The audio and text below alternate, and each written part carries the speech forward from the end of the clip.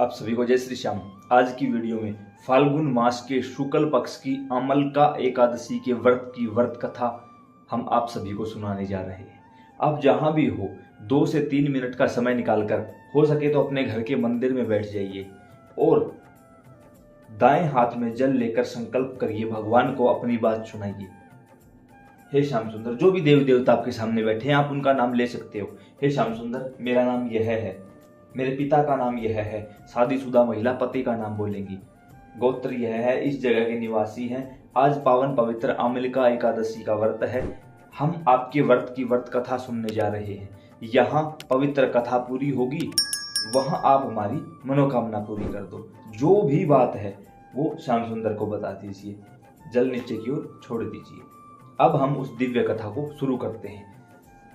इस कथा को आप एकादशी के दिन सुबह भी सुने, शाम को भी सुने और द्वादशी के दिन व्रत खोलने से पहले भी सुने। आप इसको मोबाइल में चलाकर रख सकते हो, आराम से सुन सकते हो, कोई परेशानी नहीं होगी। प्राचीन काल में वैदिक नामक एक नगर था जहां राजा चतुर्थ राज्य किया करते थे। बड़े ही धर्मपरायण राजा थे, पूरी प्रजा खुश थी, चारों वर्णों के लोग रहते थे, कोई किसी प्रकार का भेदभाव नहीं था, धन धान्य से संपन्न नगर था, कोई कंजूस व्यक्ति नहीं था, हर प्रकार से भगवान की सेवा की जाती थी और पूरा नगर एकादशी का व्रत किया करता था। एक बार अमलका एकादशी का पुण्य पर्व आया, सभी ने व्रत रखा और रात को सभी ने विष्णु भगवान के मंदिर में बैठकर भगवान का संकीर्तन शुरू कर दिया। ठीक उसी समय एक शिकारी वहां आया जो कि सारा दिन शिकार की तलाश में था, लेकिन उसको शिकार नहीं मिला। तो वो गुस्से में भी था और भूख प्यास से व्याकुल भी था। उसने सोचा कि यहाँ कुछ आवाज है, देखा कोई मंदिर था कि इन लोगों के जाने के बाद मुझे यहाँ कुछ चोरी करने का भी मौका मिल जाएगा और कुछ ना कुछ तो यहाँ अवश्य मिलेगा जिसे खाकर मैं अपनी भूख शांत कर पाऊंगा। वहां एक कोने में दुबक कर बैठ जाता है और उन लोगों के जाने की प्रतीक्षा करने लगता है। एकादशी की रात थी, सभी ने संकीर्तन किया और उस शिकारी ने बैठकर केवल सुना, कुछ किया नहीं, केवल सुना उसने। ऐसे ही पूरी रात बीत गई, लोग तो घर नहीं गए, वो बहेलिया, वो शिकारी वहीं बैठा रहा, कुछ नहीं किया। अगले दिन जब सूर्योदय हुआ तो सभी लोग भगवान को प्रणाम करके, आरती करके भगवान के सामने अपनी अर्जी लगाकर अपने अपने घरों की ओर प्रस्थान कर गई। ऐसे में बहेलिया भी अपने घर आया सुबह और एक निश्चित समय पर उसने भोजन ग्रहण किया। एक प्रकार से उस बहेलिये से अनजाने में एकादशी का व्रत हो गया, उसको पता ही नहीं। कुछ समय बाद उसकी मृत्यु हुई। मृत्यु के बाद उसको नरक में जाना था। क्यों? क्योंकि उसने सारी उम्र पशुओं का शिकार किया था, गलत और गंदे काम किए थे, जिसके परिणाम स्वरूप उसको नरक का भोगी बनना था। लेकिन श्री नारायण की विशेष कृपा हुई, गलती से ही एकादशी का व्रत कर बैठा।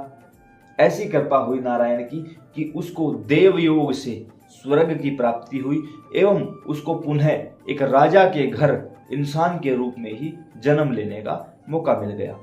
राजा के घर पैदा हुआ, नाम रखा गया वसुरथ।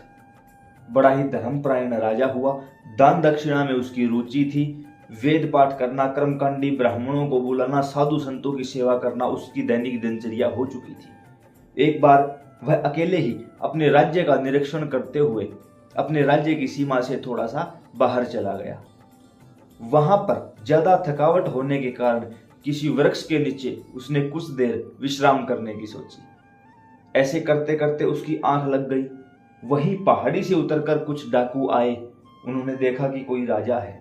उन्होंने अपने आप से ही मन में सवाल बना लिया कि इसी ने हमारे माँ बाप को मारा है, इसी ने हमारे परिवारों को उजाड़ा है और यही हमें चोरी और डकैती करने से लूटता है। आज अवसर हाथ आया है, चलो इसको मार देते हैं। ऐसा कहकर जैसे ही उन डाकुओं ने राजा पर प्रहार करने की सोची, उस राजा की देह से एक दिव्य देवी प्रकट हुई और देखते ही देखते सभी उन डाकुओं का वध कर दिया।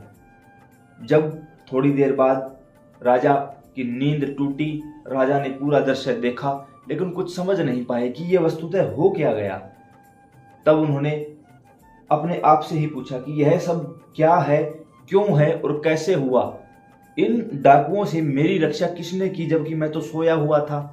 उसी समय आकाशवाणी हुई कि हे राजन, श्री भगवान विष्णु के अलावा आपकी रक्षा कौन कर सकता है। यह आपके एकादशी व्रत का प्रभाव है कि स्वयं एकादशी माता ने आपकी रक्षा की है।